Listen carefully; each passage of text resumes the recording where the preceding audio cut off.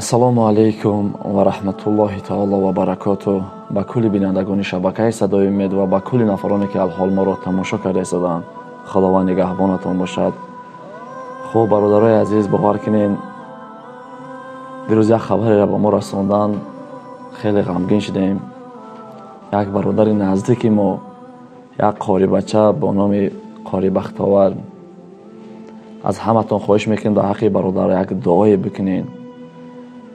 این برادر از شهر چلیابینسک روسیه برای آزمون ما سفر کرد، خواست که بیاد در همین آزمونی که ما کرده ایستاده ایم در همین اشتراک کند.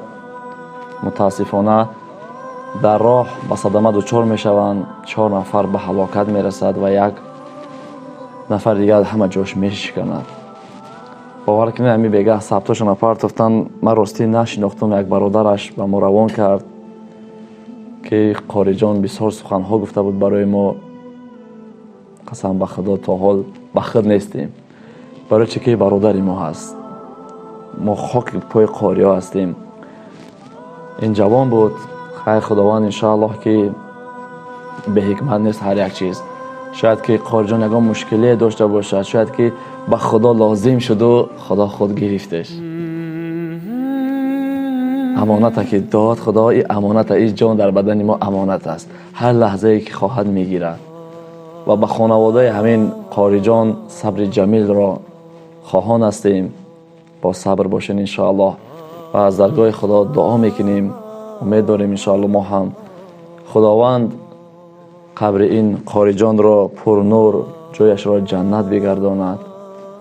انشاءالله که یک قاری چندین نفرها را شفاعت میکند. انشاءالله قدر منزلت قاری خیلی در نزد خدا بلند است و ما دعا میکنیم که انشاءالله روز قیامت همین قاری جانی که از بری ما رفت، ما را هم انشاءالله که با جنت الفردوس که درآید انشاءالله ما را هم شفاعت میکند. خداوند خواسته باشد. حاضر ما یک ثبت همین قاری جان رو میمونم، با دقت گوش کنین انشاءالله بعدا با صحبت میکنیم. اعوذ بالله من الشیطان الرجیم. بسم الله الرحمن الرحيم.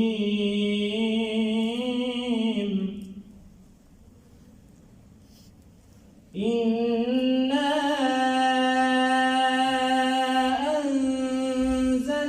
أنزلناه في ليلة القدر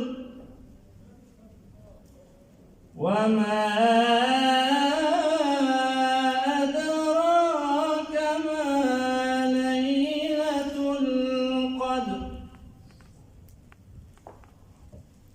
ليلة القدر خير من ألف شهر. تنزل الملائكة والروح فيها بإذن ربهم من كل أمر. سلام هي حتى مطلع الفجر. صدق الله العظيم. سبحان ربك رب العزة عما يصفون وسلام على المرسلين والحمد لله رب العالمين. ثبتی که شما گوش کردین از همین قاری بچه‌ای که از بارمون رفت انشاءالله شهید در راه الله شد. میگه مهاجری که در مهاجرتی برای کار و فعالیت میره، برای رسوار زندگیش میرود، از عالم چشم میپوشد، او شهید است. و این قاری جان سفر کرد برای راه خدا، برای در این آزمون ما اشتراک کردن که به صدمه دچار شدند و از عالم چشم پوشیدن. شهید در راه الله شد.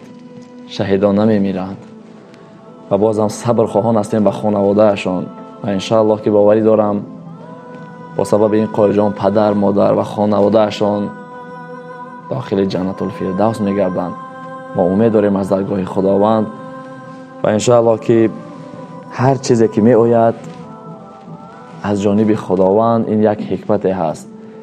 به خدا لازم شد و خدا او را از ما گرفت. خواستم که این همدردی خودم را به خانواده همین قاری جان و به همه برادرایی که به ما روان کردن این ثبتش را برسانم و انشاءالله که قاری جان اساساً برای انا همین آزمونی ما حرکت کرده بود. قاری جان در شهر چلیابینسک روسیه در یک مسجد خواب بود، برای همین آزمونی ما حرکت کرد، خواست که بیاد همین آزمون اشتراک کند، اما متاسفانه خداوند جان این قاری بچه را گرفت. خداوند یار و مددگار هر یک ما و شما باشد. دعا کو باشه.